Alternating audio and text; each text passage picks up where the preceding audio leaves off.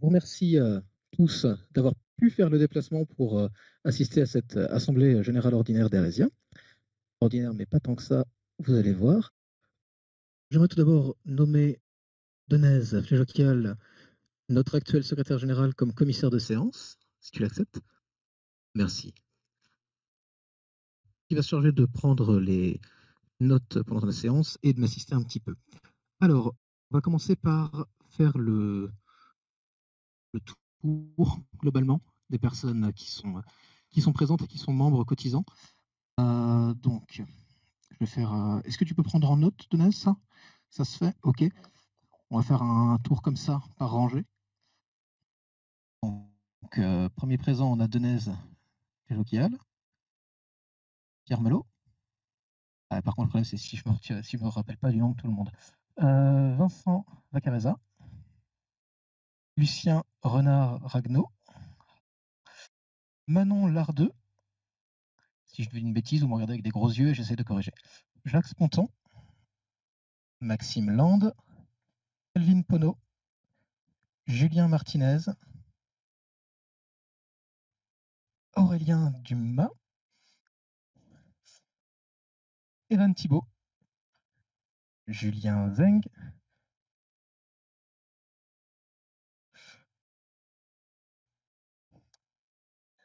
Clément Gastine, je vous souhaite puisque vous n'êtes pas cotisant, Alexandre Mazola, Sanjay Okwa,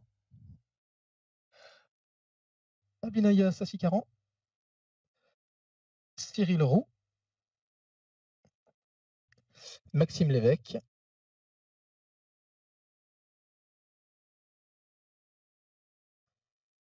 c'était un nom en aise, alors Evan Martinez Lopez. Evan Lopez Lopez.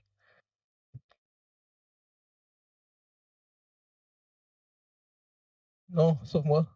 Morales, pardon. J'aurais dû m'en souvenir. Eol, je suis désolé, mais tu n'es pas cotisant, tu n'auras pas le droit de vote cette année. Mais tu n'es pas membre d'honneur, toi? Mais si, tu es membre d'honneur. Eol, membre d'honneur. Pardon. Bah, du coup, prends un ballot. Attends, je vais me déplacer. Non, juste devant, là. Bon, bah, voilà, merveilleux. Ok, fantastique. Pouvoir procéder.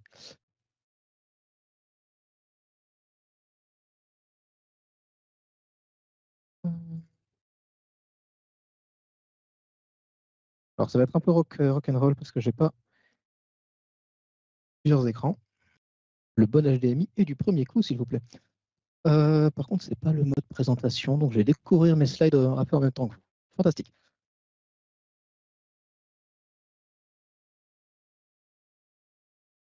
Pour la petite histoire, c'est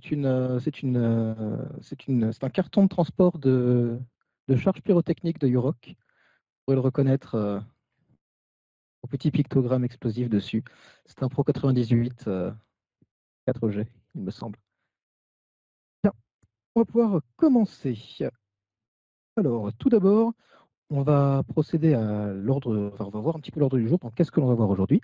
Première étape, ça va être le bilan moral. Vous allez voir, ça va être fantastique, en tout cas, je l'espère, puisque c'est moi qui vais vous le présenter. Vous allez voir du coup l'évolution de l'association de façon un petit peu amusante, puisque on va retracer un petit peu depuis 2020. Qu'est-ce qui s'est passé dans l'association? Parce que les bilans moraux, c'est bien, mais c'est la première fois qu'on va faire, en tout cas la première fois depuis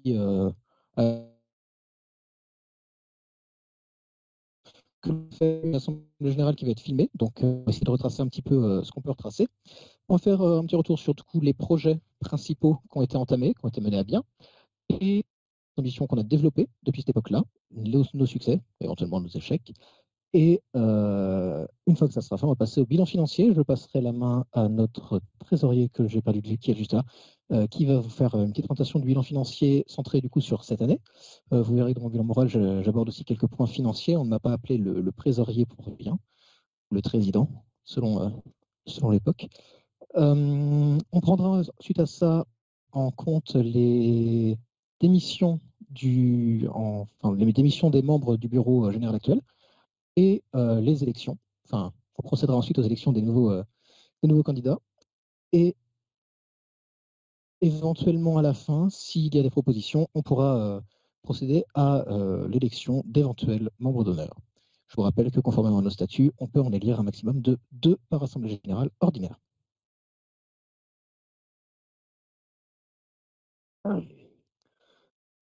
Merci. On va d'abord. Alors attendez, je crois que j'ai oublié un truc et je ne sais plus du tout ce que c'est. Euh, Les procurations, voilà. Procuration, règles de vote, tout ça. Je suis censé avoir des notes et le problème, c'est que je n'ai pas du tout mon deuxième écran, donc c'est très chiant. Procuration, c'est parti. Y a-t-il, excusez-moi, mesdames, messieurs, des procurations dans la salle? Je vous rappelle que chaque membre ne peut être porteur au maximum que d'une procuration. Pour pouvoir porter une procuration, il faut être membre. Seuls les membres sont autorisés à voter. Ouais.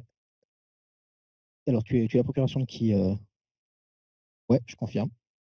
Non, non, non, je le sais. Faire parvenir par mail. Est-ce que tu as les bulletins? Attends, Tristan. Oui, Tristan, il est le président. Est-ce que quelqu'un peut passer un ballot de bulletins en plus, s'il vous plaît? C'est déjà le cas, fantastique. Qui d'autre? Jacques. Ouais, Brian Calfan, exactement. Florence Rospa, c'est ça. Personne d'autre? Si, effectivement, alors ça procure de Rosia, c'est ça. À part, j'ai la procure de Sarah Gerby. Personne d'autre Personne d'autre? Fantastique, merveilleux. Bien, alors on va pouvoir procéder. Je vais faire un petit rappel au niveau des règles de vote. Alors, il va y avoir différents votes qui vont être faits cette soirée. Normalement, les votes sont faits à main levée, donc ça permet d'aller rapidement. Toutefois, il y a une possibilité de faire des votes à bulletin secret sur simple demande de l'un des membres. Donc, avant chacun des votes, je vous poserai la question de façon très claire, y a-t-il quelqu'un qui souhaite que le vote se fasse à bulletin secret? Il vous suffira de me faire un signe de la main, vous levez la main droite, la main gauche, on s'en fout, et j'annoncerai qu'on passera à bulletin secret. C'est pour ça que vous avez des petits panneaux devant vous. Comment est-ce que ça fonctionne? Donc, vous pouvez les regarder un petit peu, vous voyez qu'ils ont un numéro, quasiment unique, avec un petit titre en dessous, bilan moral, bilan financier, telle personne, tel poste.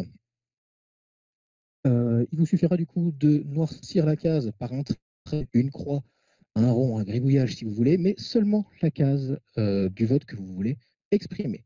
Si jamais vous raturez, vous considérez comme nul, donc sera assimilé à un vote blanc ou à un vote ou une abstention. En fait, il n'y a pas vraiment d'abstention, on a tout rassemblé en un seul.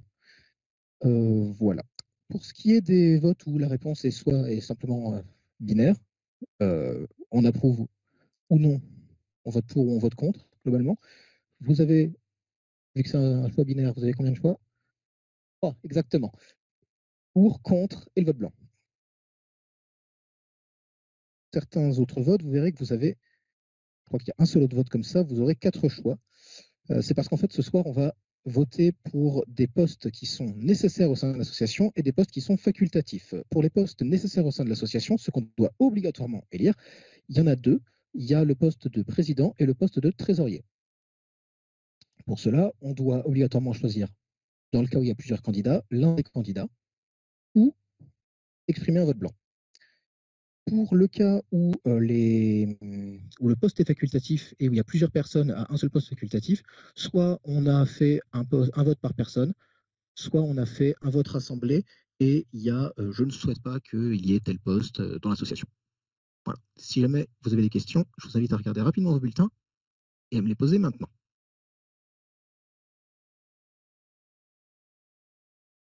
Euh, pour ce qui est des cas où il pourrait y avoir une égalité, vous avez, j'espère, tous connaissance des statuts. Afin de départager en cas d'égalité, la volée président reste prépondérante. Donc, si jamais il y a un problème et on arrive à une égalité parfaite entre deux propositions, ça sera pour l'instant ma voix qui sera départagée jusqu'à la fin de cette Assemblée générale. Vous êtes nombreux, il y a peu de chances que ça arrive. Voilà, je pense que j'ai tout couvert. On va pouvoir passer à Montrosia. Ce qu'il a été, ce qu'il a fait, merci, et ce qu'il est encore, et ce que j'espère il sera pendant encore bien des années. On va faire une petite rétrospective. Moi, je suis arrivé en 2020. 2020, c'est l'époque Covid. Je ne sais pas si un indice sur cette image pourra vous éclairer. Peut-être le fait que tout le monde porte un masque et que je fasse la gueule parce qu'on a le soleil en plein dans les yeux. À cette époque-là, j'ai 17 ans. Je suis mineur. Je ne suis pas parisien. Je débarque dans une grande ville. Voilà, je viens d'insulter tout Orléans. Je découvre une bande de joyeux lurons un peu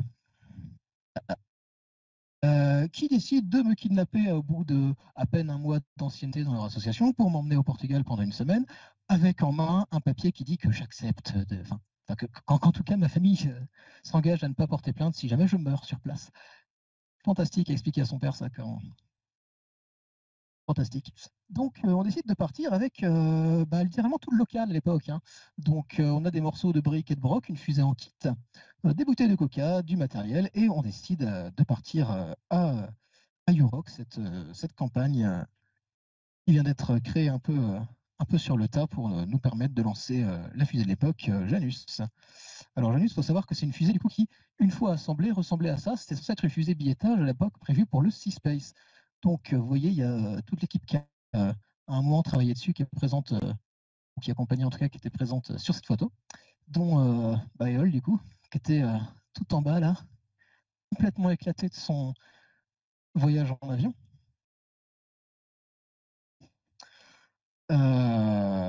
Voilà. Et alors ça, vous ne le savez pas, mais là, les regards qui sont légèrement crispés, c'est parce qu'on vient de passer, à chacun notre rythme, mais tous une semaine de travail intense et de dédication à différents niveaux pour essayer de faire voler cette fusée.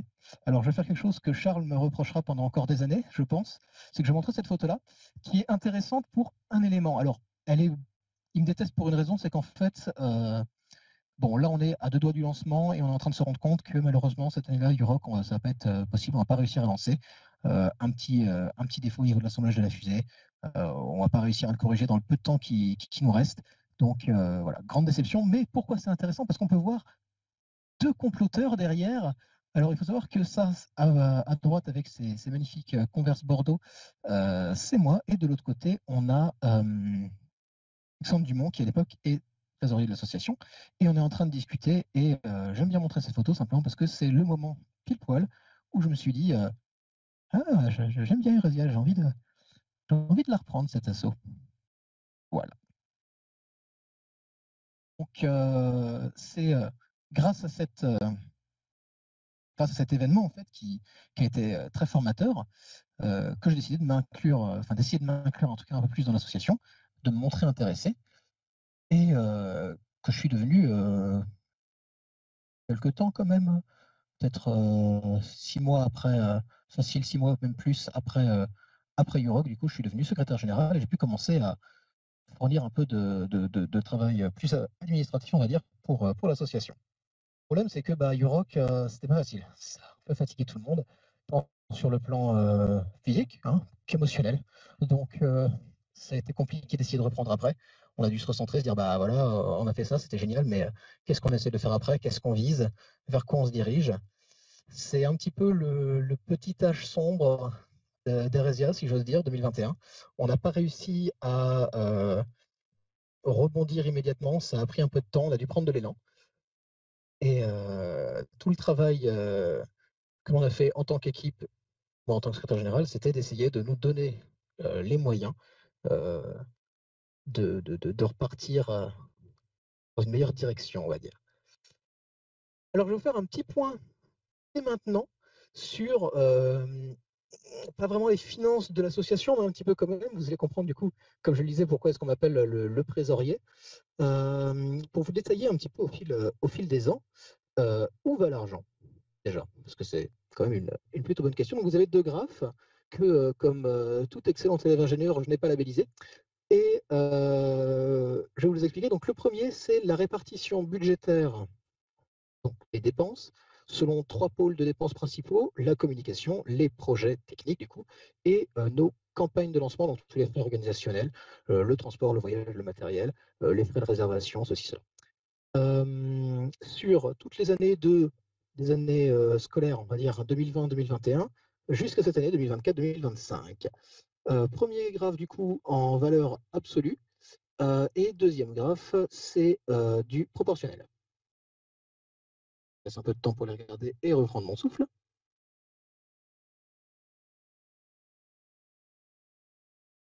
L'échelle est laissée libre à l'imagination. Globalement, vu que c'est pas un point financier, j'ai volontairement pas mis d'échelle. Voilà. Par contre, c'est proportionnel. Je veux dire, je n'ai pas déformé l'échelle. Voilà. Si à un moment vous savez précisément quel budget on a eu telle année, vous pouvez, en comptant les pixels, vous amuser. Voilà, donc du coup, ça vous permet un petit peu. Je vais commenter un petit peu ce graphe. Donc, du coup, globalement, ma présidence a commencé en 2021-2022. Donc, vous voyez qu'à partir de ce moment-là, on a beaucoup plus dépensé, étrangement. On s'est mis à beaucoup dépenser en projet, puisque les projets se sont multipliés. On, on y reviendra un petit peu. Et on voit que notre budget de com, qui était jusqu'alors inexistant, a commencé à exister légèrement. Je ne sais pas si on le voit bien, la tout petit liseré rose. Et surtout en termes de proportion absolue, on voit une évolution un petit peu des campagnes avec du coup le pic en 2023-2024 avec UROC, la campagne en tant que telle qui nous a coûté extrêmement cher, et le pic d'avant, du coup en 2022-2023, c'était tous les achats pour faire la fusée Cirrus qui nous a permis de participer à UROC. Alors maintenant qu'on sait où va l'argent, la question c'est d'où vient l'argent. Non, vaincu, c'est fantastique. Bon, d'où vient cet argent? Je l'ai réparti entre 5 sources principales à distinguer.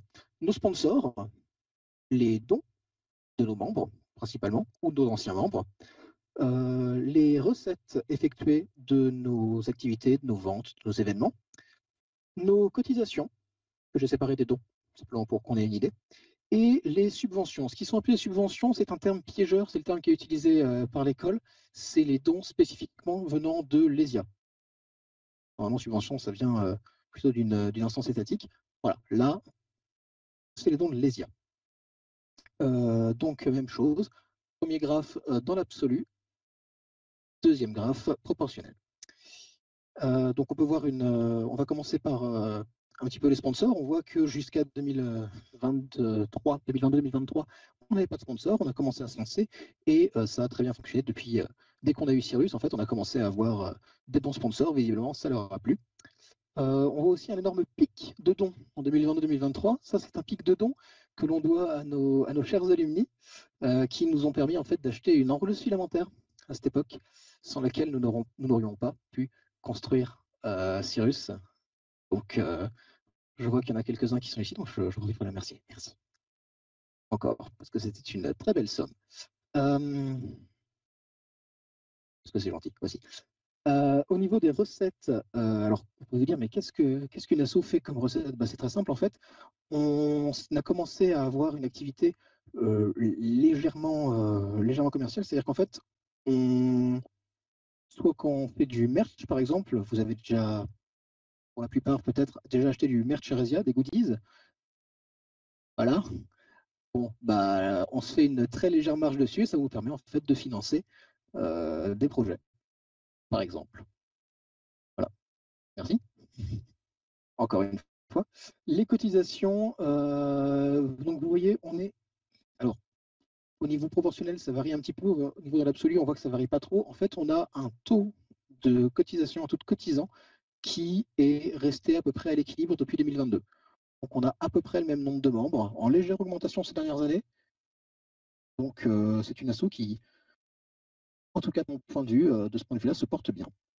Au niveau des subventions de l'ESIA, maintenant, on voit qu'en 2021-2022, et en 2022-2023, on a eu une augmentation graduelle des aides que l'école nous a apportées de manière pécuniaire.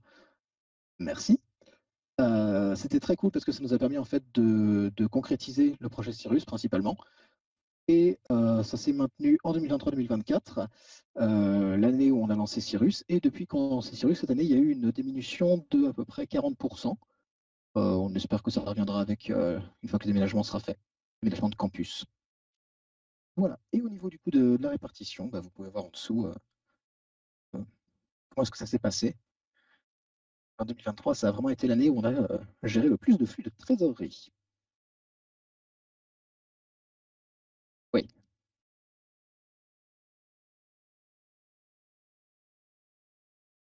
J'ai compté effectivement exclusivement les sponsors en cash, en cash, je reprends le terme, en valeur pécuniaire, parce que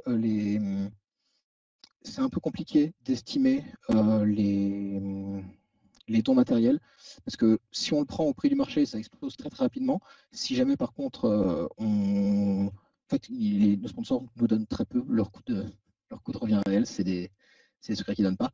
Donc ouais, j'ai compté exclusivement ça. Donc en réalité, on est un peu plus aidé que ça par nos sponsors.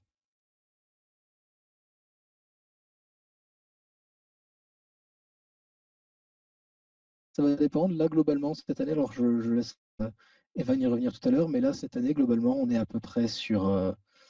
Alors, si on prend une année roulante, on doit être sur à peu près 3K, 4K peut-être. Ah, pardon. Ouah, ça varie énormément. Là, cette année, on est sur 5, 5, 6. Je crois que j'y reviens plus tard dans la présentation, justement, mais oui, on y reviendra.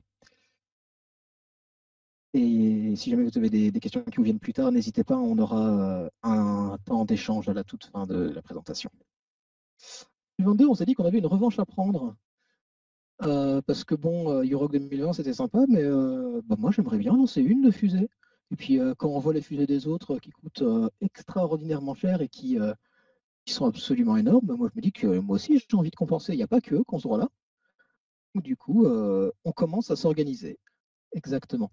On se dit qu'on va s'organiser. Donc, on prend des conseils à droite, à gauche. Comment est-ce qu'on peut faire pour faire des fusées avec leur niveau de technologie, parce que je rappelle que les équipes qu'on a en face, ce sont des équipes qui viennent de grandes universités, euh, parfois polytechniques, souvent très spécialisées en fait dans le domaine de la mécanique, l'aérospatiale. Donc, oui, une école d'ingé informatique qui, ces dernières années, se spécialise énormément enfin, dans la cyber. Donc, ouais, c'est un peu compliqué. Pourtant, on se dit qu'on a moyen, en s'organisant bien, de rivaliser. De rivaliser. Donc, on essaye. Du coup, première année de présidence en tant que telle, on se dit, on va faire de la com. On va faire de la com partout. Faites la com partout. Et du coup, on se met à investir un petit peu pour avoir une meilleure communication au sein de l'école, auprès de sponsors potentiels, pour essayer de démarcher et de récupérer un petit peu d'argent de cette façon-là. Donc, on fait des campagnes d'affichage, on achète une grande bâche que vous voyez là sur toutes nos JPO depuis. On se prend un caquet monotriple avec notre projet du moment, Cyrus, qui porte enfin son nom. L'objectif, c'est de faire l'époque, en tout cas, l'objectif, c'est simplement de faire une fusée en fibre de carbone, mono-étage, propulsion solide, toute simple, valider l'architecture. Est-ce qu'on est capable de faire une fusée de cette envergure-là? La même que celle qu'on a vue à Euroc. Le pas. On participe aussi au download. Oui, alors, excusez-moi, j'ai pas mes notes, donc les transitions vont être un peu abruptes. Euh, on participe aussi cette année au drone load avec peut-être en vrai le drone le plus mignon qu'on ait jusqu'à présent. On a réussi à se classer plutôt pas mal. Charles va me faire les gros yeux si je réussis à le revoir par là. Troisième place exactement, donc c'est un beau score. Voilà, on réussit à faire ça et c'est un petit drone autonome que je trouve toujours très très mignon. On a aussi un lancement de fusée. Alors, je vais en oublier plein des lancements de fusée, forcément, on lance beaucoup des mini-fusées par année, donc je vais probablement en oublier. Celle-là, par contre, c'était la première qu'on lançait techniquement depuis 2019 avec Sagittarius. Alors, Sagittarius n'est pas une mini-fusée, c'est une fusée expérimentale. Celle-là, c'est une mini-fusée et je vous ai mis cette photo parce que j'ai vu pas mal de photos du Space. Je ne sais pas si j'en ai. Peut-être je suis peut-être biaisé parce que j'ai travaillé dessus, mais. Pardon? Oui, c'était quand même un vol nominal, il faut le dire, parce qu'en fait, la caméra était scotchée dans la trappe de parachute qui flottait par-dessus le parachute. Donc là, on est en train de le déployer. Donc on voit le parachute à gauche. Je vous ai pris une image où on voit le parachute, parce qu'il y en a certaines où, vu que ça bouge un peu vite, on ne voit pas le parachute. Du coup, on a vraiment l'impression que le truc est en train de retomber. Ça, c'est terrible. Voilà. C'est pas Janus. 2023, c'était l'année où ça a déboîté, globalement, pour rester poli. C'était le point culminant du projet Cirrus. À cette époque-là, on l'a fait évoluer un petit peu. On s'est dit non, on ne va pas faire juste une fusée, on va faire une gamme de fusées. On va appeler le programme Cirrus aussi, parce qu'on aime bien que ça soit clair dans la tête des gens et qu'il n'y ait pas de confusion possible. Donc, du coup, on va donner le même nom à deux trucs complètement différents et on va l'écrire différemment et puis les gens comprendront. Je ne suis même pas sûr que ce soit bien clair pour nous, mais globalement, voilà, ce qu'on se dit, c'est que Cirrus avec une seule majuscule au début, c'est la fusée, et Cirrus tout en majuscule, c'est le projet de recherche et développement étudiant, dont l'objectif est de faire réatterrir une fusée, donc créer une gamme de fusées, dont la dernière sera capable de réatterrir de façon non conventionnelle, c'est-à-dire sans un parachute classique. On s'autorise beaucoup de choses, parapente, éventuellement, parapente guidée, parce que juste parapente, c'est un peu trop facile. Réallumage moteur, éventuellement. Déploiement d'hélice, on verra. Mais en tout cas, j'ai très hâte de voir. Plutôt que de trop vous embêter avec le slideshow de chez Mémé, je vais normalement. Bah si, je vais vous montrer quelques photos d'abord et puis ensuite je vous embêterai moins avec les vieilles images. Cette année-là, on participe aussi au Seaspace et on propose quelque chose à l'école qui n'a malheureusement pas été reproduit depuis, c'est de la représenter sur un stand du Seaspace. Donc on y importe son matériel de communication et on fait un petit peu de la publicité auprès de personnes de tous âges puisque au Seaspace, si je ne dis pas de bêtises, il y a des gens qui vont, alors, bon, il y a des gens très jeunes, mais on va dire globalement du collégien aux études supérieures, pour rester large.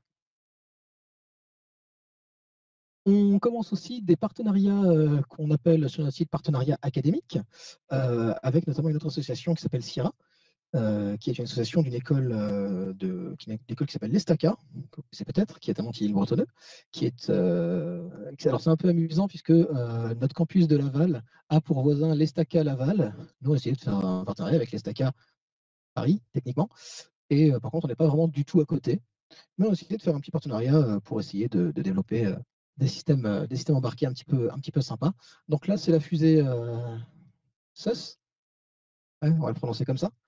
C'est la fusée SUS qui du coup a été réalisée pour vraiment ne coûter absolument rien et au cours de laquelle du coup qu'on a mis en œuvre nous-mêmes. Du coup, c'était aussi l'inauguration des campagnes de micro-lancement autonomes.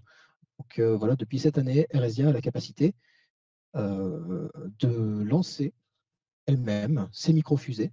Donc il y a un cadre réglementaire à bien suivre, il y a une licence pyrotechnique à obtenir. Euh, voilà, il y a plein de choses à suivre, plein de régulations il faut se conformer, mais du coup on peut le faire. Et ça nous permet du coup, depuis ce jour-là, si on a envie, de tester plein de petits systèmes de façon itérative assez rapidement.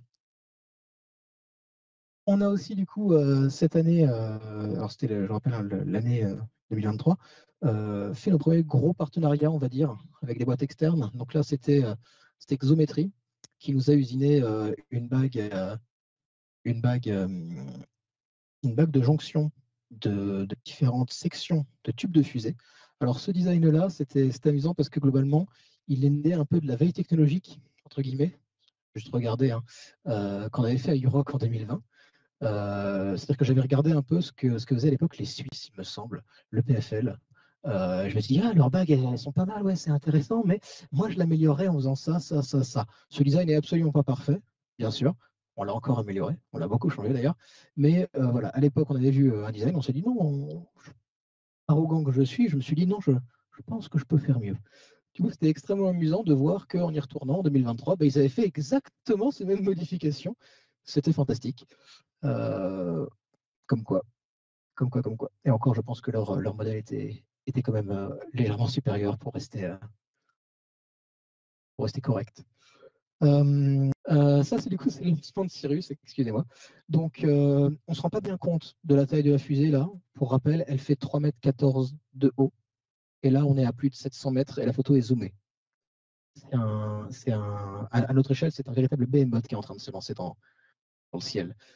Donc, on la voit de loin avec ses quatre sections, la coiffe, les deux tubes et son train d'aileron monolithique qui a une très très belle histoire derrière. C'est un Frankentube. Si jamais vous avez envie, je me ferai un plaisir de vous raconter en détail sa conception parce qu'elle est vraiment amusante. Cette fois, je peux le dire, plutôt que de vous embêter, je vais vous passer une petite vidéo humoristiques qu'on a sur notre YouTube pour vous résumer un petit peu l'année.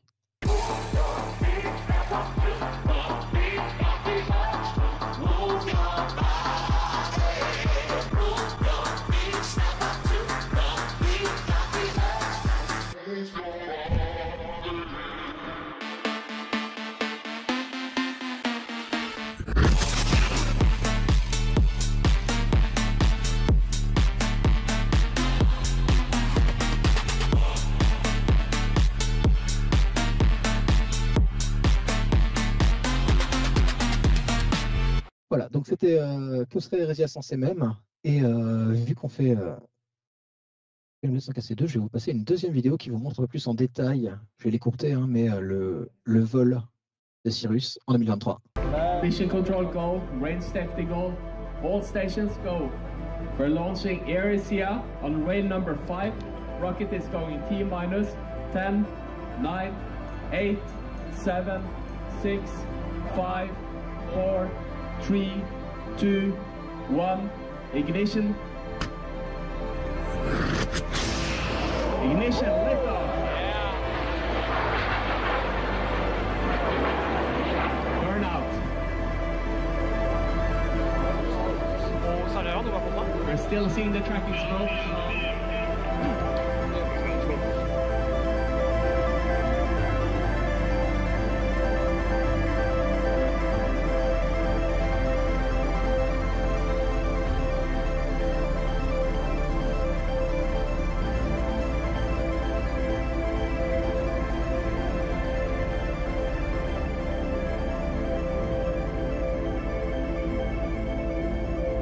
Je le pas.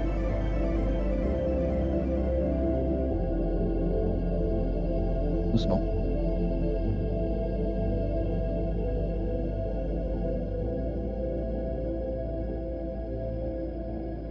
Bref, je vais couper court un petit peu parce qu'après ça tourne beaucoup et on voit pas grand chose de plus. Mais globalement, voilà, c'était le lancement de Cyrus en 2023, donc objectif réussi, mission accomplie, promesse tenue, que dire de plus? C'était une fusée qui n'a pas été facile à réaliser, dont on a couché un peu dans la douleur, c'est sûr. Et les rushs de dernière minute sont jamais agréables. Là, ça a été vraiment très éprouvant pour tout le monde, mais je pense qu'on peut tous être très fiers de nous. Et c'est un peu terrible, mais merci à toutes les personnes qui ont été présentes sur place à cette époque-là, encore une fois, d'avoir rendu ça possible, franchement. Merci. Bien, 2024. Alors 2024, c'est cette année-là, du coup, ça va être ma dernière partie, entre guillemets.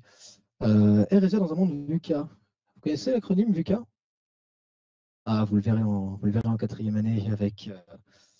alors, je n'ai plus du tout le nom du cours. Volatile, incertain, complexe et ambigu.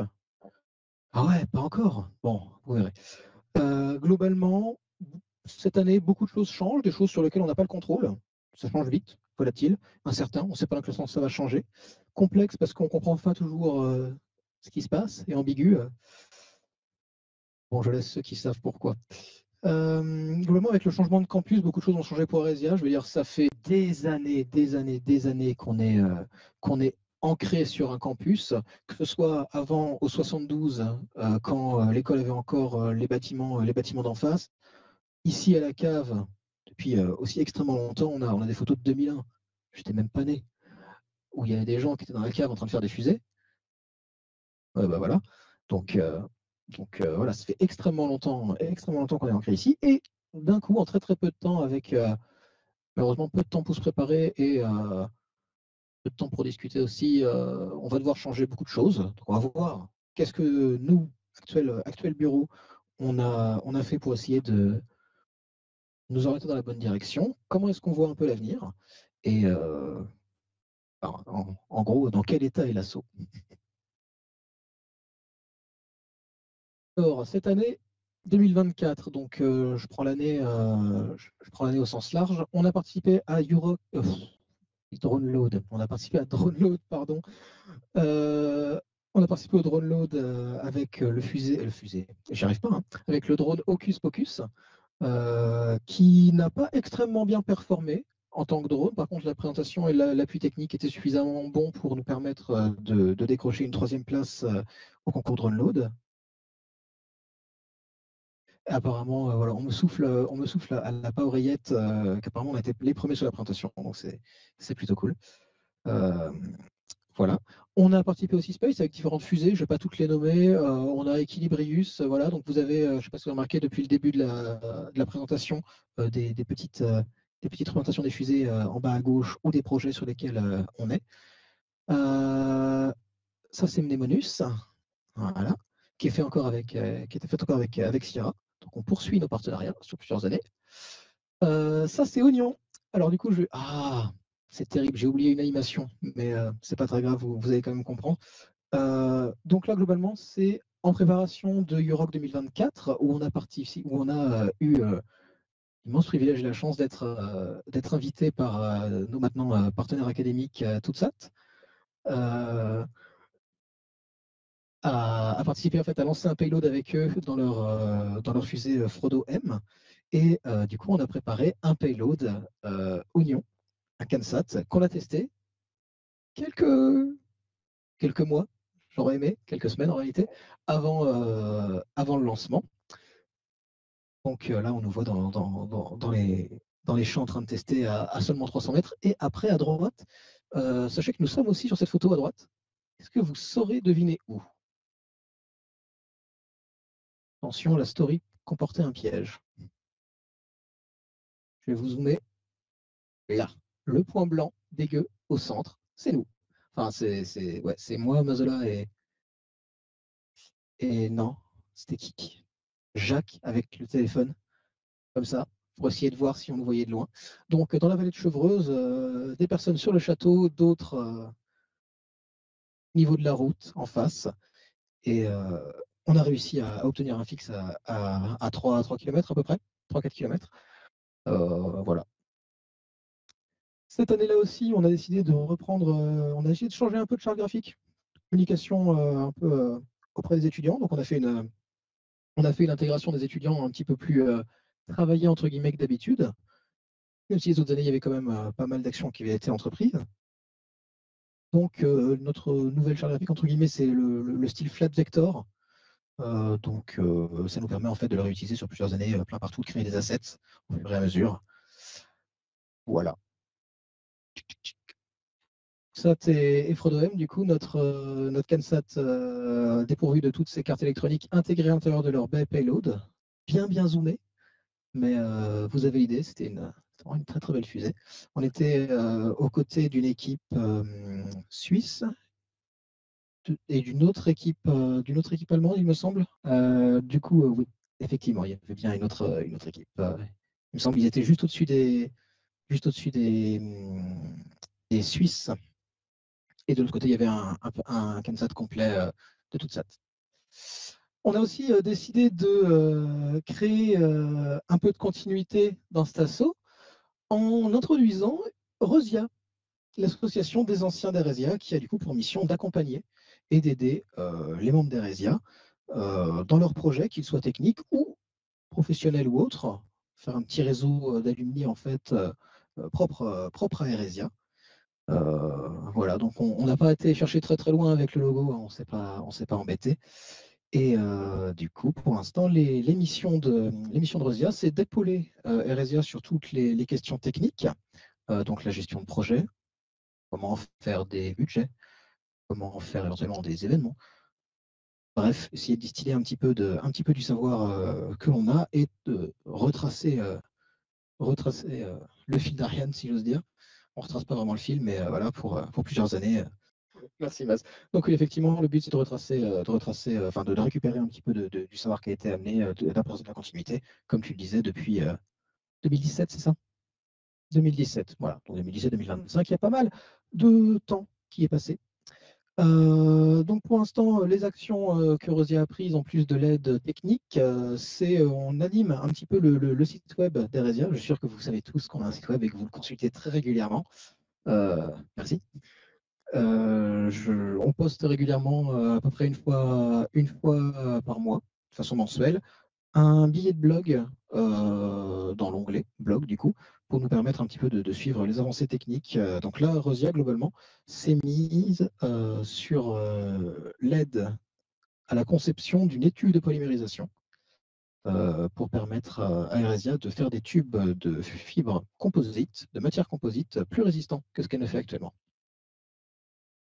Et de pouvoir surtout les travailler les usiner beaucoup plus rapidement, parce que pour l'instant, ça doit prendre 2 semaines de polymérisation. Ce serait bien si on pouvait écourter ça un petit peu.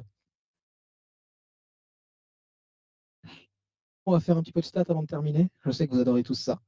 Rosiarc, qui es-tu? Eh bien, visiblement, nous sommes une association qui... alors, on n'a pas la parité, on n'est pas 50-50, excusez-nous, mais on a 30% de présence féminine au sein de l'association, en tant que membre et adhérente. Je ne sais pas quel est le taux de l'école. 20%, t'inquiète. Mais voilà, globalement, ça, de ce côté-là, ça marche plutôt bien. Voilà, donc on est une association qui n'est pas trop repoussante, malgré le fait qu'on se trouve dans une cave et que ça sent pas toujours très bon. Ouais. Au niveau de la répartition des promotions, donc vous avez un petit graphe ici, on voit qu'il y a une forte représentation de 4e année. Voilà, l'explication qu'on a sur ça, c'est un léger trou au niveau du recrutement qu'il y a eu au niveau des 3e années, et aussi quelques redoublements en interne, ainsi que, comment ça s'appelle, pardon. J'ai oublié la dernière raison, voilà. Mais on a une représentation qui est globalement relativement bien répartie, je trouve. Sauf que si on regarde les premières années, 2e année, la moins grande partie, enfin le fait qu'ils soient moins présents d'assaut, ça s'explique parce que par le fait qu'ils soient en prépa, ils ont moins de temps pour ça. Pour moi, ça me semble être une bonne représentation. Cette année, on a 34 adhérents contre 29 en 2024. On est en augmentation, c'est bien. Alors en 2024, début 2024, on a 34 adhérents pardon, contre 29 avant, donc on est en légère augmentation. Par rapport, on a eu une baisse par rapport à l'époque de Mazola où on était à 68, il me semble. 65, pardon. 65. Donc voilà, il y a eu une baisse à partir de cette époque-là. Covid, clac, et après on a remonté sans cesse depuis. C'est bien. 80% de renouvellement de cotisation, donc 80% des cotisants actuels avaient déjà cotisé l'année dernière. Donc clairement, on doit faire des trucs qui vous plaisent puisque vous restez. 21,2 ans, c'est l'âge moyen des cotisants. Quand on compare par rapport à l'âge moyen des personnes dans l'école, ça ne me semble pas du tout délirant.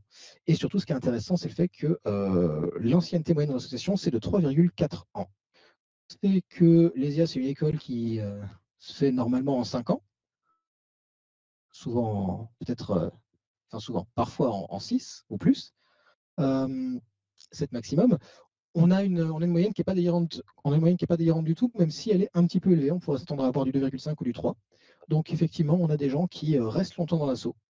C'est bien, ça leur permet de s'impliquer, de s'investir et de développer un panel de connaissances qui leur sera utile plus tard. Chose statistique intéressante aussi, vous savez peut-être qu'Eresia n'est pas fermée aux cotisations extérieures des gens de l'ESIA. Voilà, on a aussi des membres qui ne sont pas à l'ESIA. Et ils représentent quand même 16% de nos membres actuels. On a 16% de nos membres qui ne sont pas actuellement étudiants à l'ESIA. Voilà, ça peut être des anciens ESIARC ou des personnes qui n'y ont jamais mis les pieds, ou pas encore.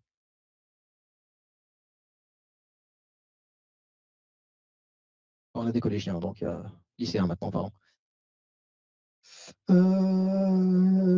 Voilà, nos actes, pas nos paroles, puisque je pense que ça parle un peu plus. Cette année, nous avons 9 projets techniques principaux qui mobilisent environ 24 personnes. Donc, je compte là-dedans les mini-fusées, les drones, les fusées expérimentales, éventuellement les gros projets, quoi. On a participé à 7 salons et événements en dehors de l'écosystème ESIA. Donc, on ne compte pas les JPO, on ne compte pas les salons de l'emploi ou ces choses-là. On a fait 5 événements auprès des étudiants de l'ESIA.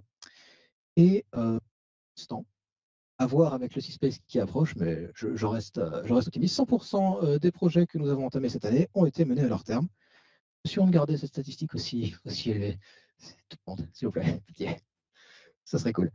Et ensuite, à droite, je vous avoue que je n'avais pas trop d'idée sur quoi mettre pour illustrer, mais globalement, l'idée, c'est de montrer qu'on est une association qui, entre guillemets, s'exporte à l'international, ou en tout cas qui n'a pas peur de tisser des liens avec des gens qui ne sont pas forcément, qui ne parlent pas forcément la même langue, puisqu'on on essaie de maîtriser l'anglais comme il faut.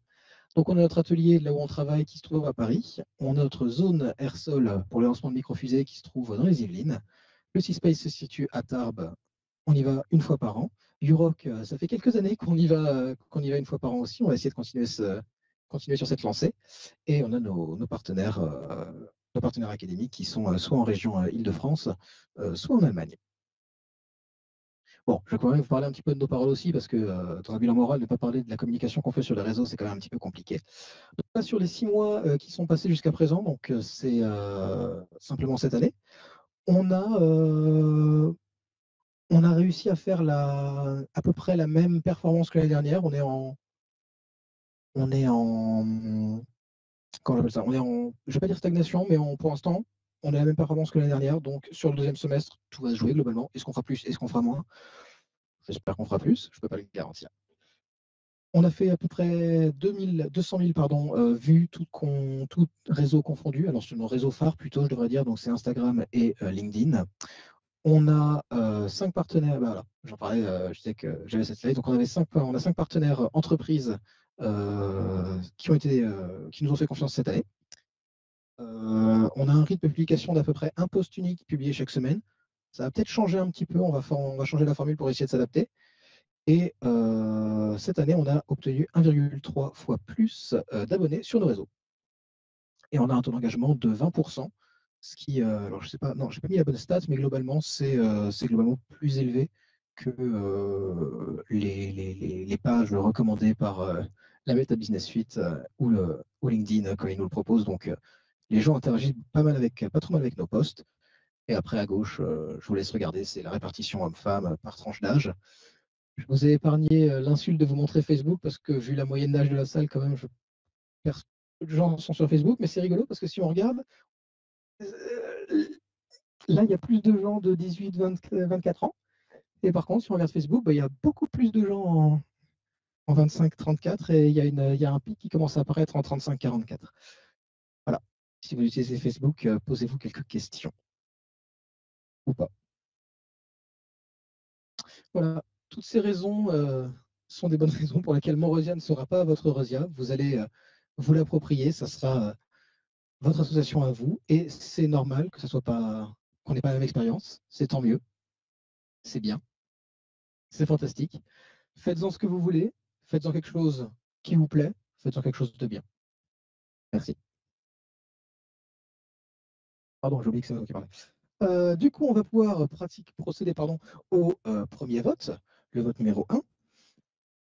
Donc, toutes les personnes qui ont des bulletins, je vous invite à saisir le vote numéro 1. Alors oui, pardon, effectivement, il y a une règle que j'ai oublié de préciser pour les votes. Ouais, c'est terrible, je le rappelle maintenant. Vu que ce vote-là me concerne, c'est moi que vous allez juger. Je ne suis pas. Voilà. Je ne suis pas autorisé à dépouiller les votes ou à les collecter. Donc, j'ai demandé à Denise, si tu veux bien, quand tout le monde aura voté, les récupérer, les annoncer, et quelqu'un devra les écrire ici. Que quelqu'un pourrait éventuellement. Oui, première question avant, mais voilà. Ouais. Un bulletin secret? Très bien. Le vote se fera donc à bulletin secret. C'est vrai que je vous ai dit de prendre les bulletins, mais je suis tellement content de les avoir faits. Tout le monde a bien voté? Ouais, superbe. Donc, on va procéder au dépouillement. Donc, ce que je vais faire, c'est que tu vas. Alors, moi, j'ai décalé mes trucs. Tu vas les annoncer. Je vais te laisser le micro. Je vais les noter au tableau. Si vous voyez que je note mal, vous hurlez. Non? D'accord. Attention, roulement de tambour. Premier vote. Approbation du bilan moral. Deuxième vote. Approbation du bilan moral. Donc 2 pour approbation. Troisième vote. Approbation du bilan moral. Quatrième vote. Approbation du bilan moral. approbation du bilan moral. Encore approbation du bilan moral. Faire du mal aux gens qui ont pillé leur approbation du bilan moral. Rebelote, approbation du bilan moral. Bien, une approbation du bilan moral. Celui-là, il approuve le bilan moral aussi. Réprobation du bilan moral. Voilà, s'il vous plaît, un peu de démocratie quand même. Approbation du bilan moral. Que vois-je? Encore une approbation du bilan moral. Une de plus, approbation du bilan moral. Et attention, approbation du bilan moral. Approbation du bilan moral. Approbation du bilan moral. C'est beaucoup quand même. J'aurais aimé, mais approbation du bilan moral. Bah, là, ça fait qu'un seul vote contre, ça fait vraiment président d'Afrique, je dirais pas le pays. Hein. Approbation du bilan moral. Vote blanc. Ah, quelqu'un qui a de l'originalité, on remercie pour le bon goût. Hein. Suite beaucoup plus classique, approbation du bilan moral. Encore une approbation du bilan moral. Approbation du bilan moral.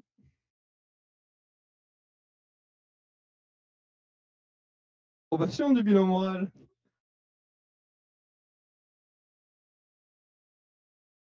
Approbation du bilan moral. Il ne reste plus que 2. Je vais prendre mon temps. Approbation du bilan moral. Pitié. Niquez-lui, c'est carré. Putain de merde. Approbation du bilan moral. 25 voix pour l'approbation, 1 contre pour la réprobation et un vote blanc. Le bilan moral d'Anatole Boudard, président de l'association Aéresia, aérospatiale RESUA, est validé. Merci à tous. Merci. Alors, on va donc pouvoir passer à la prochaine étape avec la présentation du bilan financier par Evan Thibault, le trésorier de l'association. Je vais lui passer le truc directement. Je vais prendre mes petits bulletins et je lui passe. Allô, allô. Ok, nickel.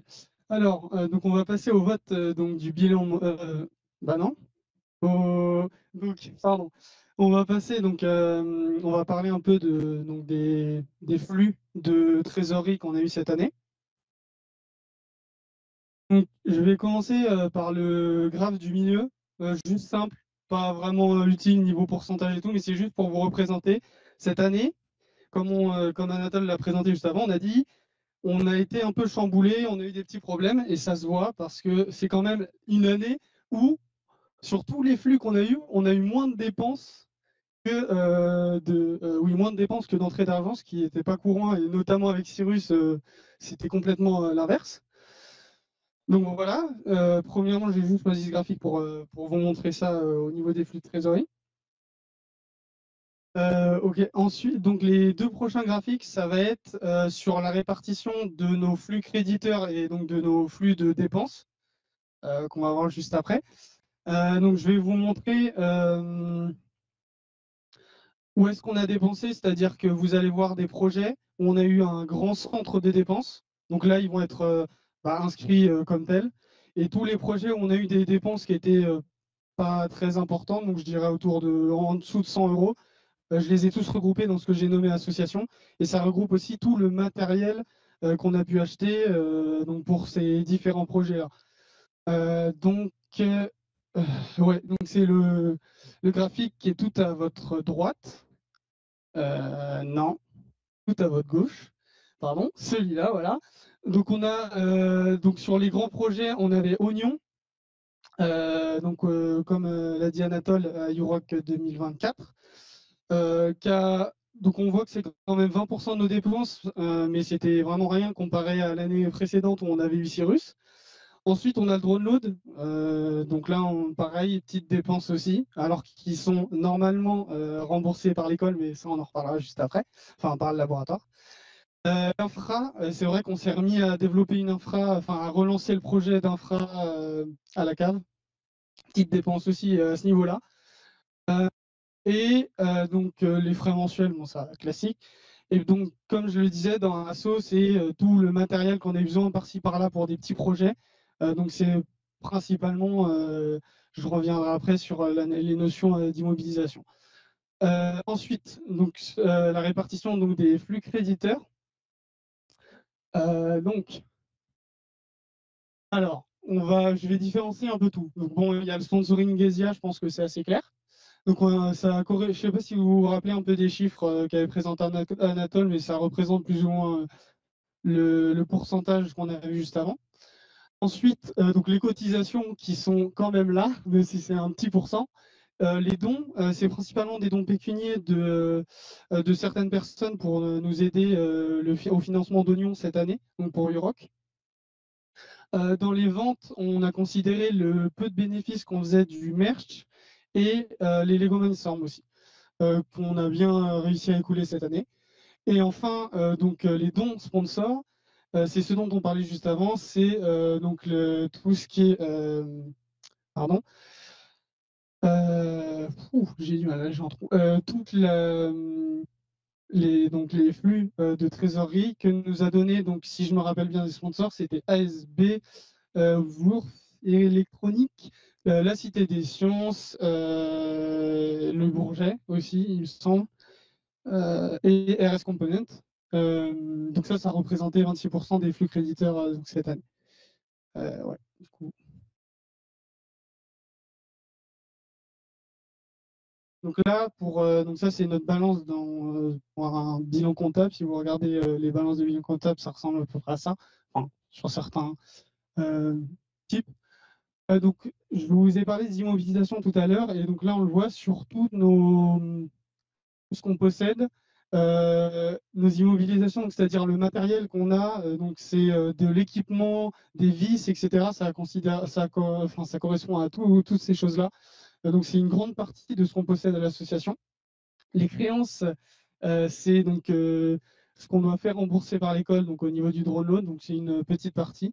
Et enfin, donc les disponibilités, c'est ce qui est réellement présent sur le compte bancaire de l'association. Ensuite, bon, la colonne de droite, c'est bien que ça soit comme ça. Les reports à nouveau, donc c'est l'addition de toutes nos immobilisations, pardon, et de ce qu'on a sur le compte. Et la petite partie en bas, alors qui est négligeable, mais bon, vu que c'est fait avec des échelles, on la voit toujours, c'est les dettes. Donc heureusement, nous, on n'a pas de dettes cette année.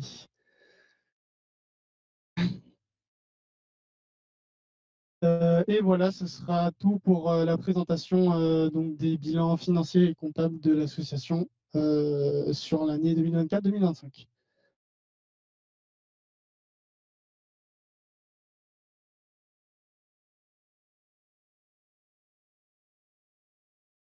Donc oui, effectivement, il faut féliciter l'équipe trésorerie cette année parce que alors ça fait quelques temps qu'on en parle et surtout cette année, ça s'est bien mis en place. On a une gestion qui est digne en fait d'une association d'intérêt général. L'objectif derrière cette démarche, donc ce travail comptable que l'on a vraiment bien fait cette année, c'est de pouvoir prétendre au titre d'association d'intérêt général et donc d'émettre des rescrits, reçus fiscaux, merci, des reçus fiscaux aux entreprises qui nous sponsoriseraient pour leur permettre de défiscaliser leurs dons à hauteur de 66%. Si vous avez regardé les sub-goals du Z-Event de JDG, lui il l'a dit, nous on l'a fait. Voilà, le tuto défiscalisation Eresia. Donc oui, je reviens sur ça. Pour ceux qui ont fait un petit peu de comptabilité et qui connaissent le principe de la balance générale, alors les deux sont équilibrés, ça c'est tiré directement de notre Excel. Bon, c'est une association qui, moi en tout cas quand je la vois comme ça, je me dis elle se porte bien, même très très bien. Par contre, là où on a effectivement un petit coup de flip, c'est qu'avec le changement de campus, toute la partie mobilisation, ça va être compliqué parce que, alors, je ne vous parlerai pas des quantités astronomiques de vis que l'on a qui nous valent peut-être au moins les trois quarts de la richesse d'Eresia. Mais blague à part, tout ce qui va être machine, mobilier, produits chimiques, fournitures, en fait, tout ce dont on a besoin pour faire nos fusées, nos drones, nos projets, tout ça, ça va être extrêmement compliqué de voir où est-ce qu'on le met, comment est-ce qu'on le met dans le nouveau campus, comment est-ce qu'on y a accès, comment ça s'organise. C'est un peu complexe. Donc, c'est une partie qui, cette année, pour la première fois depuis 39 ans d'existence, non, j'exagère, mais depuis pas mal de temps quand même, euh, est un petit peu à risque. Alors, elle ne va pas disparaître comme ça du jour au lendemain, il ne faut pas dramatiser non plus, mais il faudra y faire attention. Donc, ça sera quelque chose auquel il faudra prêter attention pour le prochain mandat. Mathieu, tu veux rajouter quelque chose? Très bien, tu me regardes juste avec insistance. Oui.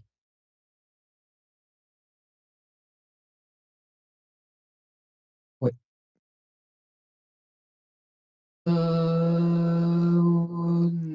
Non. Ouais, effectivement, on garde la même valeur en constant, mais cependant, je ne suis pas certain que. Je ne suis même pas certain qu'elle ait été comptabilisée, parce qu'en fait, on n'a pas comptabilisé les machines qu'on a fait nous, on a comptabilisé le matériel de base.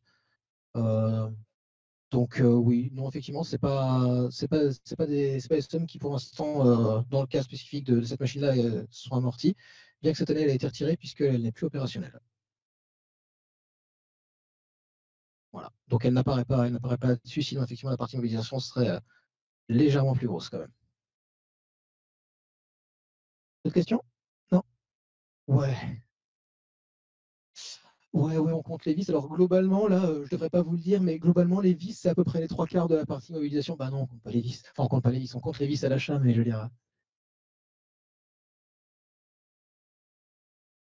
Oui, alors en réalité, les nouvelles vis, on les a, mais en réalité, les mobilisations sont obligatoirement forcément légèrement plus élevées, puisqu'on a, vous voyez le principe de la dette technologique, bah, on a une dette matérielle en fait, c'est juste quand on est arrivé dans l'assaut, on s'est pas amusé à faire un inventaire de tout ce qui existait déjà. On y aurait passé une année et ça n'aurait pas eu beaucoup d'intérêt. Donc en réalité, c'est plus important que ça, mais on s'en fiche un petit peu. Non, non, pas nécessairement. Globalement, ça va être tout le mobilier qu'on a. C'est toutes les choses qui valent de la valeur que l'on ne peut pas juste transformer en liquidité comme ça. C'est par opposition à disponibilité. Ça va. On va donc pouvoir pratiquer, non, procéder. Hein. À chaque fois, je veux pratiquer. Non, non, procédons au vote. Est-ce que quelqu'un souhaite-t-il que le vote se fasse à bulletin secret? Oui, il se fera à bulletin secret, merci. Je t'ai vu. Je perds d'efficacité. Allons-y. N'oubliez pas, pliez vos bulletins en deux, dans le sens, si possible, d'abord de la longueur, puis de la largeur. Comme ça, on est tous pareils. Rentrez dans le moule, quoi. Oui, vous le pliez en quatre, vous le pliez deux fois. Les votes. Approbation du bilan financier. C'est chiant. Approbation du bilan financier. Pas bien plié, mais approbation du bilan financier. Approbation du bilan financier. Approbation du bilan financier. Toi. Réprobation du bilan financier.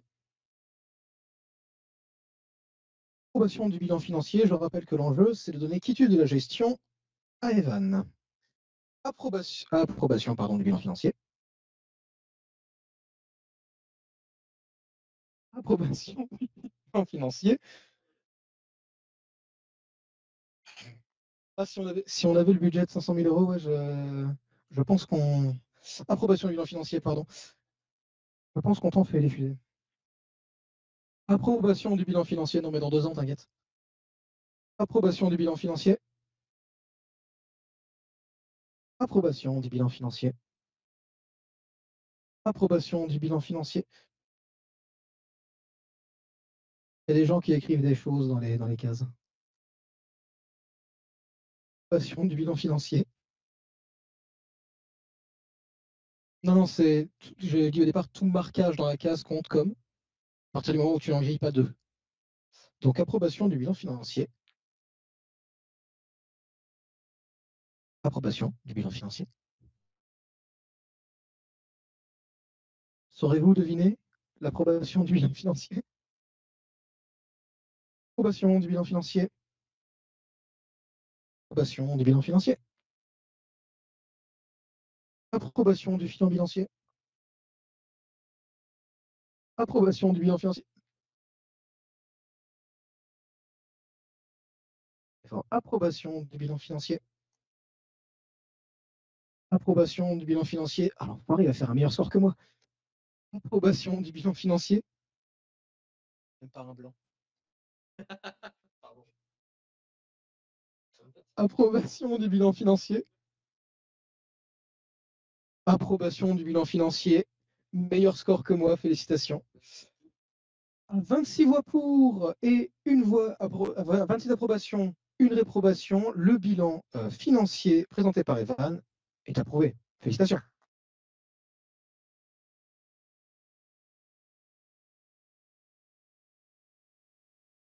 On va pouvoir passer à la suite et ça va être directement un vote. Du bilan financier, non, je rigole. Je vous encourage, je vous invite à saisir votre bulletin noté d'un 3. Nous allons pratiquer. J'attends. Oh, les démissions! J'avais oublié qu'il fallait démissionner. Excusez-moi. Petite pause technique, on va faire les démissions à la chaîne, effectivement. Sinon, on va être beaucoup dans le bureau.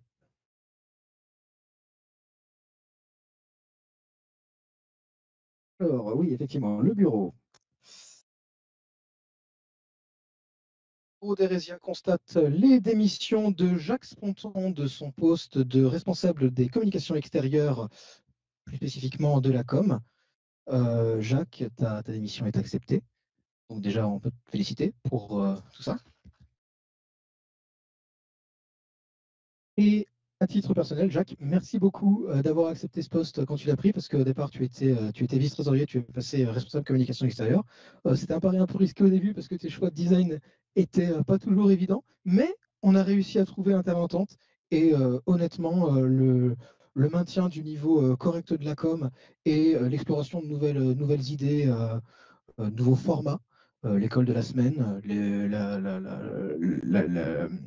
l'augmentation du nombre de stories, tout ça, c'est avec toi que ça s'est fait. Donc, merci beaucoup. Merci bien sûr à toute l'équipe com. Ensuite, nous constatons, nous accusons réception de la démission de Julien Zeng de son poste de vice-président. Julien, ta démission est acceptée. Merci Julien pour le temps que tu as accordé à l'association, tant quand tu étais étudiant à l'ESIA que après. Merci beaucoup pour ton aide technique que tu as apportée sur tous les projets. Tu étais un peu l'homme de la dernière chance quand on ne savait pas trop vers qui se tourner et que c'était un peu galère. Julien arrivait, il était là.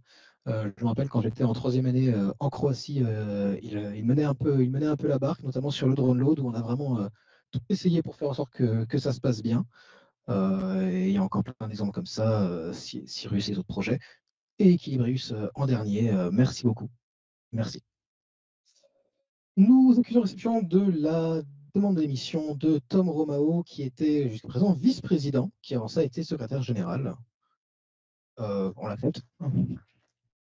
Bon, bah, heureusement pas remercier Tom puisqu'il n'est pas, il n'est pas présent, il a eu un empêchement de dernière minute. Cependant, je vais du coup quand même le dire, comme ça, si jamais il regarde la vidéo, peut-être qu'il aura cette surprise. Oui, des commentaires peut-être plus tard. Globalement, le travail de vice-président à Eresia, c'est un travail qui est un petit peu complexe, c'est un travail principalement de représentation et de communication, notamment avec l'administration. C'est un travail qui n'est pas extrêmement aisé, du tout même. Il faut beaucoup de relationnel et Tom a su vraiment beaucoup prendre sur lui pour communiquer avec toutes les personnes, coordonner les équipes, organiser une partie des événements, accompagner les gens et simplement apporter de la bonne humeur dans le local quand il le pouvait. Et pour ça, en tout cas, moi je le remercie. Je pense que tout le monde ici sera d'accord avec moi. Nous recevons la demande d'émission de Sarah Gerby, qui était vice-trésorière jusqu'à présent et qui, vous le verrez, candidate à un autre poste. Elle a essayé de faire un bon travail cette année, malheureusement, suite à beaucoup de problèmes administratifs que l'on a eus de notre côté. Ça n'a pas pu être fait complètement. Elle a été un peu bloquée dans ses missions. Mais malgré ça, elle a quand même fourni un grand travail d'aide et d'organisation à Evan qui me regarde et qui fait oui, notamment au niveau de l'établissement des bilans, des budgets. Voilà. Donc pour tout ça, merci Sarah. Nous constatons aussi la démission de Naspi Lokial, qui a été secrétaire général jusqu'au bout. Jusqu'au bout, c'est le terme, parce que ça n'a effectivement pas été facile. Il y a eu beaucoup de travail au niveau du secrétaire général à faire cette année. Je vais forcément en oublier énormément, mais rien que l'organisation un petit peu de l'administratif de l'assaut d'un point de vue stockage en ligne, donc tout la réorganisation complète de notre drive, en fait, ça a été un travail assez titanesque parce qu'il ne fallait pas perdre des choses, il fallait bien les organiser selon un sens qui était un peu compliqué. Donc, c'était un bon volet décisif, quoi. Mais tu as réussi. Aujourd'hui, on navigue à travers toute nos informations extrêmement facilement. Et alors, je ne compte que ça, mais il y a eu la réactualisation de tout plein de documents internes de gestion de l'association, la liste des membres, la liste des clés aussi, fut un temps. Donc voilà, c'est pour tout ça, pour toutes tes prises de notes qui étaient à chaque fois très bien, et toutes tes propositions de mail aussi, bref, tout le travail de secrétaire général que tu as fait vraiment à la perfection. Merci, Inès. Non, je rigole. Dernière démission, c'est la mienne. Je démissionne de mon poste de président. Je ne vais pas me congratuler. Je l'ai déjà suffisamment fait dans le bilan moral. Comme vous avez pu le voir avec beaucoup de subtilité, voilà. Donc maintenant que c'est fait, on va pouvoir reprendre la présentation et passer au vote. Nous n'oublions pas, bien évidemment, la démission d'Evan Thibault, que j'ai mis au mauvais endroit, donc du coup je ne l'avais pas vu, qui démissionne effectivement de son poste de trésorier. Putain, j'ai pensé à Sarah, je t'ai oublié. Je suis vraiment le... Oui, vous m'avez applaudi trop vite. Effectivement, Evan qui a pris l'assaut, ça fait... Enfin, qui a pris l'assaut, pardon, qui a pris la trésorerie d'assaut, ça fait 2 ans ou plus. Ça fait bien 2 ans, hein. 3 même. Plus, hein. 2 ans, au moins 2 ans et demi, je pense quand même. Ouais, voilà. Donc ça fait à peu près 2 ans et demi qu'Evan gère la trésorerie de l'association. C'est pas un travail facile puisque tu n'avais pas forcément d'expérience préalable. Voilà, ça avait demandé de la formation. Et en plus, avec le travail de passage au mode de gestion digne d'une association d'intérêt général, ça a été un véritable travail de fourmi. Et il a toujours été fait avec une certaine efficacité quand il le fallait. Voilà. Merci beaucoup, Evan. On va pouvoir donc passer au vote, excusez-nous. Alors oui, je vous avais dit, je vous avais teasé un petit peu en tout début de présentation que cette Assemblée générale ordinaire était loin d'être ordinaire. Effectivement, pour la première fois depuis quelques temps, on a différentes personnes qui vont se proposer au même poste. On va avoir du clash, on va avoir un peu de jeu. Donc du coup, je vous rappelle, vous avez des petits bulletins. Vous avez des petits bulletins devant vous et vous allez... Ah merde, oui, dans très peu de temps. On va bientôt manger. On va pouvoir participer au vote, on va essayer d'abréger un petit peu. Donc vous prenez votre bulletin numéro 3 devant vous. Éole, oui. Quoi? Oui. Quelqu'un souhaite-t-il que le vote se fasse à bulletin secret? Oui, le vote se fera à bulletin secret. Merci. Merci beaucoup. Merci. Donc, on va essayer d'aller assez rapidement. Donc, voilà, je rappelle pendant ce temps-là. RCE, donc responsable de la communication extérieure, Abinaya. Donc là, vous votez. Est-ce que vous voulez que Abinaya soit responsable de la communication extérieure? Oui, approbation. Non, réprobation. Vous n'avez pas d'avis, vous mettez blanc. Allons-y. On va raconter après. Alors, pour le vote, pour le pote. Pour le J'aurais pu effacer ça. Je le ferai la prochaine fois. Pour la nomination, je vais juste simplement dire le résultat. Donc, pour la nomination au poste de responsable communication extérieure d'Avinaya, une approbation. Approbation. Approbation. Approbation. Réprobation. Non. Non. Non. Approbation. Non. Approbation. Approbation. Approbation. Réprobation. Approbation. Non. Approbation. Approbation. Réprobation. Approbation. Approbation. Approbation. Réprobation. Approbation. Réprobation. Approbation. Approbation. À 17 voix, à 17 approbations, 5 réprobations et 5 blancs, Avinaya sera responsable communication extérieure pour le prochain mandat. Félicitations. Sans plus attendre et sans la moindre forme de respect, le vote pour le vote à la nomination en tant que responsable de la communication extérieure d'Émilie Clémence Prudent. Le vote doit-il se faire à bulletin secret? Oui, surprenant. Alors, bon, il m'est posé une question, donc je dois y répondre. C'est qui? Moi, je ne la connais pas, donc je vais passer la main à quelqu'un qui sait qui c'est, et il va vous expliquer qui c'est.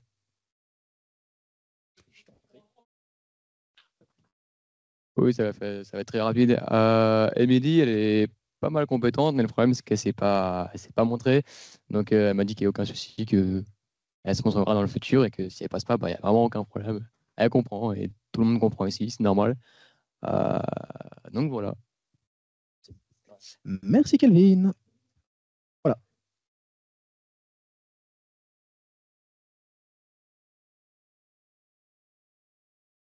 Y a-t-il besoin de plus de temps pour voter? Bien, on va procéder au dépouillement des votes. J'aurais pu l'effacer et je ne l'ai pas fait, alors que j'avais dit que je le ferais. Je suis vilain.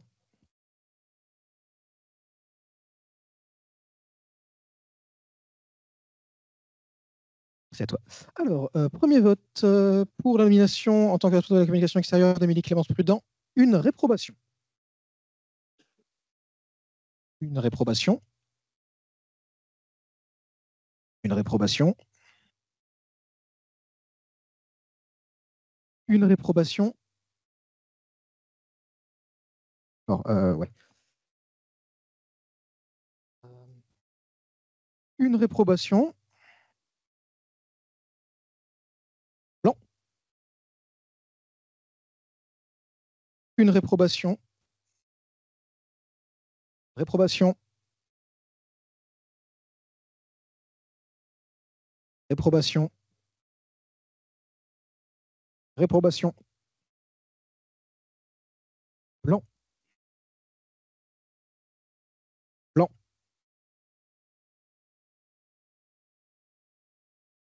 Réprobation. Blanc.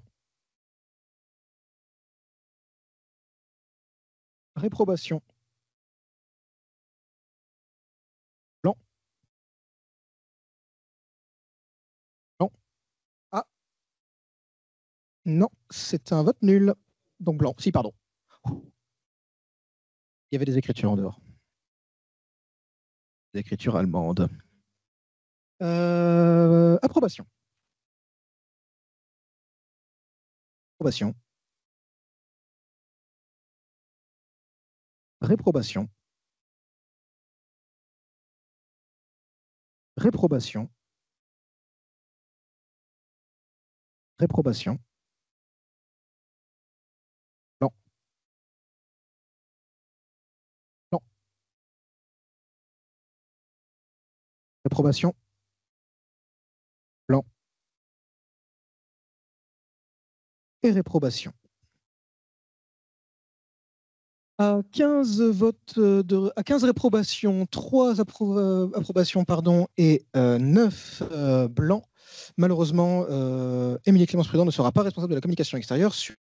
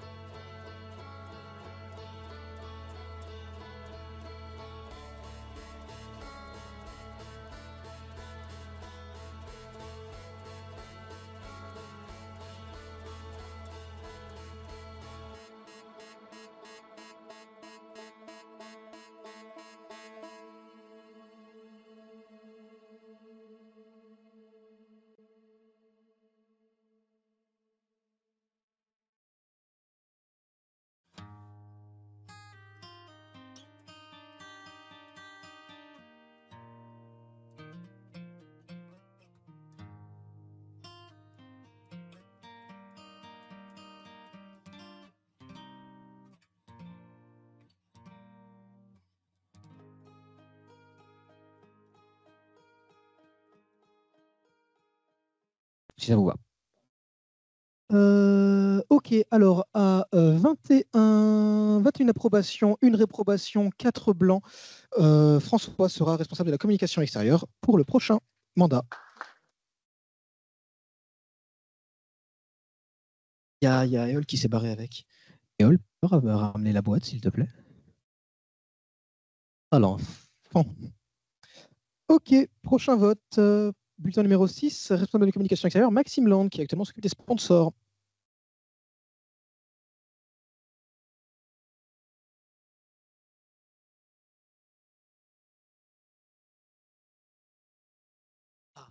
Souhaitez-vous que le vote se fasse à bulletin secret? Oui, il le sera.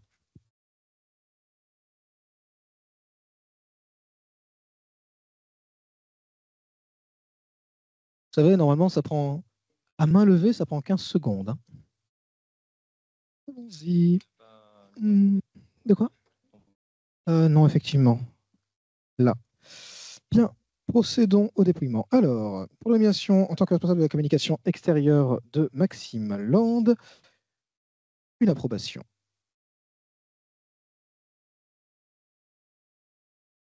Une autre approbation. Une approbation. Approbation. Approbation. Approbation. Donc, ils l'ont encore fait en 4. Approbation. Approbation. J'espère qu'on m'entend sur la 4. Approbation. Approbation. Non.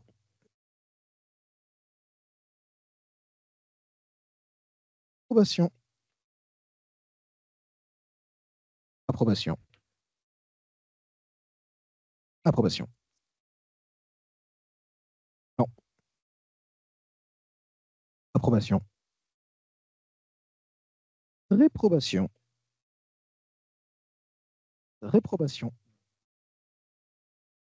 Approbation. Approbation. Approbation.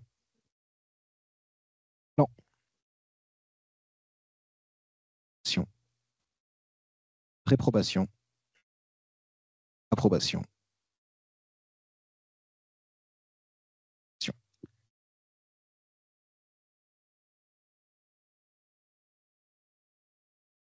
Euh, 20 approbations, 3 réprobations, 3 blancs. Maxime sera responsable de la communication extérieure sur le prochain mandat. Félicitations. Les gens souhaitent-ils que le vote numéro 7 à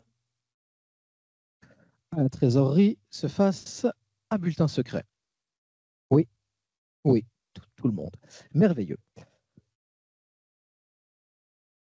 C'est qui Alexandre? Bien, je passe le micro.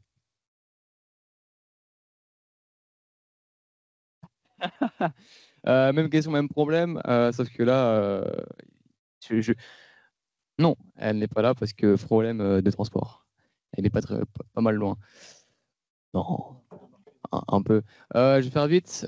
Son père est comptable. Lui est passionné par tout ce qui est trésorerie. Chacun ses goûts. Mais voilà, il a des compétences assez fortes. Mais même problème, il n'a pas pu l'éprouver jusque maintenant. Mais moi, je vous assure qu'il est bon là-dedans. C'est bon, la question a été vite répondue? Je pense que la question a vite répondu. Je suis entrepreneur. Bien, on va pouvoir faire ça. Je vous rassure, on touche au bout. J'essaye de vous rassurer comme je peux, d'accord? Proposeront des merguez, des saucisses de Toulouse, des brochettes, du poulet mariné, des épis de maïs, des brochettes d'onglet de bœuf. Sarah, Alexandre.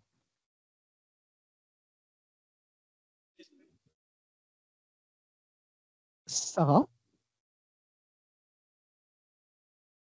Sarah. Sarah. Sarah. Alexandre. Alexandre. Sarah. Ah, oui, oui. D'accord. Blanc. Blanc. Sarah. Qui en 4. Blanc. Blanc. Il y en avait deux blancs. Blanc. Sarah. Alexandre. Sarah. Sarah. Sarah. Blanc. Sarah. Sarah. Sarah. Sarah. Blanc. Sarah. Sarah.